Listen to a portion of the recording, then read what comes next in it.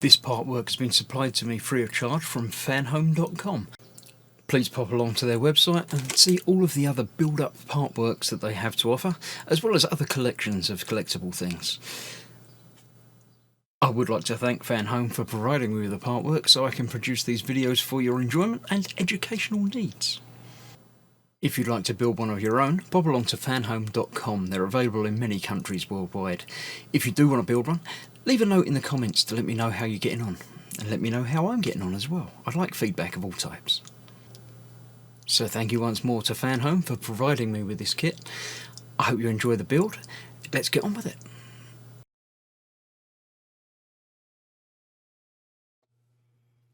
Hello, I'm Chris, this is Gross Models. Welcome to issue 22 of Fast and Furious Build the Legendary Dodge Charger RT, just like what it says there.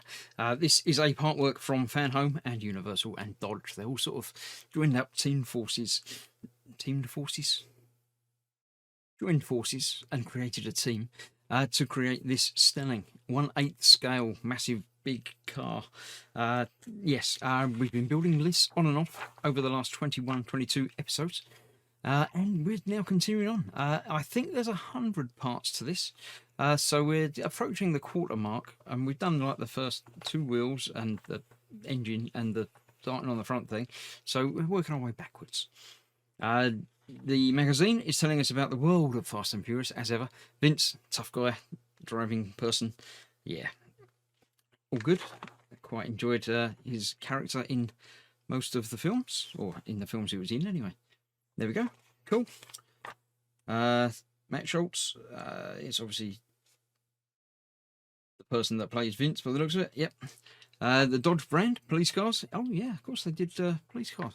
I didn't even register, but obviously I've seen in, TVs and films and things, so yeah. Of course it is. Right, now what we're doing this time is assembling the engine housing part 1. Obviously with more to go. So yeah, we'll start to assemble the engine housing, which is the area under the bonnet that contains the engine of your model. It looks there. That's in case you didn't know where everything is. So let's have a look and see at the parts we've got. We've got the left panel 1, the left panel 2, and some screws. So the panels look like that. Little sort of scuff mark on there or something where the paint hasn't quite taken, or it's got some extra paint on it. But that's an internal part that is not of any worry to me in the slightest. So I've got the rest of the engine that we're going to be attaching it to. But before we do that, we're going to be attaching them to each other with 3 AM screws, of which they've supplied us with 4. So maybe I won't need that because I haven't got any extra screws. The screws in this partwork have been exceptional. They give you the right number for basically for each stage, and you use them in that stage. You get spares which can be put away in case you need them, but as yet I haven't had to. It's all been very, very good.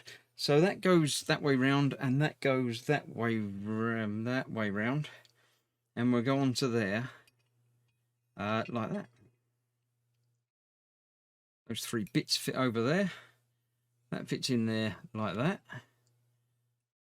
Nice and secure. Well, it will be once I put these 3 screws in place. I'm going to start with the middle one because it's always good to start in the middle, and you can work your way either side without any worries. It's quite close to both of them, so there we go. Get one in a bit, and then get the other in a bit. And when you know everything is lining up properly and you can get the 3rd one in, you can go to town and put the 3rd one in as much as you like. With these big builds, it's always good to make sure the screws are down securely. A little bit of wobble in any of the screws is probably okay, but a little bit of wobble on more than one screw is not a good thing. If this part can wobble a little bit, and the part next to it can wobble a little bit, and the part next to it can wobble a little bit, there's going to be a lot of wobble between the 2 sides.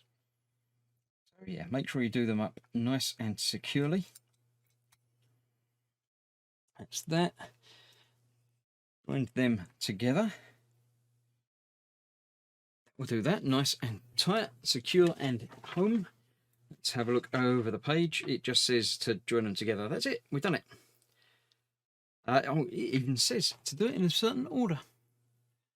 Insert the central screw first, followed by the two on either side. Very nice, useful hint, and as I did explain once I was doing it, I follow that ruling.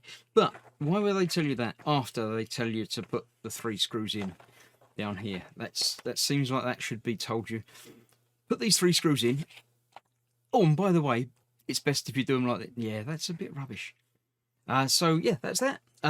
We're not attaching it to the model. Well, they're not attaching it to the model, but this has got to be something to do with the wheel, and it's this bit here looks a lot like that, and it's that sort of shape. It's got holes in it, and that's got screw holes in it. So I'm thinking that's going to go on there like that, or the other side. The other side. Yeah, that's going to fill in there, and that's going to fit there, and it's going to go on there like that, isn't it? That's looking like it lines up just about right. So I'm going to put that on there and leave that in the box just like that. Like that. That's coming together and looking good. There's pegs there that are going to go into those holes there. Screws there that are going to do something, but at the moment, no, it's going to be tricky getting in to do the screws up on those.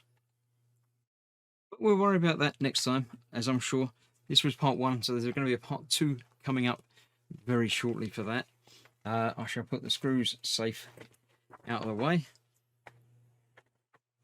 The rest of the magazine, more connection shafts and pistons and things.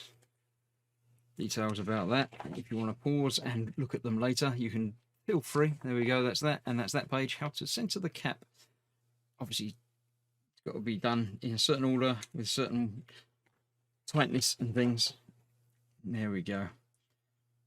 Checking the weight and dimensions of all connecting rods. It's all got to be spot on and perfect, doesn't it? So that's that. That was issue 22. So thank you very much for watching it. If you do like the build, leave a like and a comment and things below. If you don't like the build, then also leave a comment below.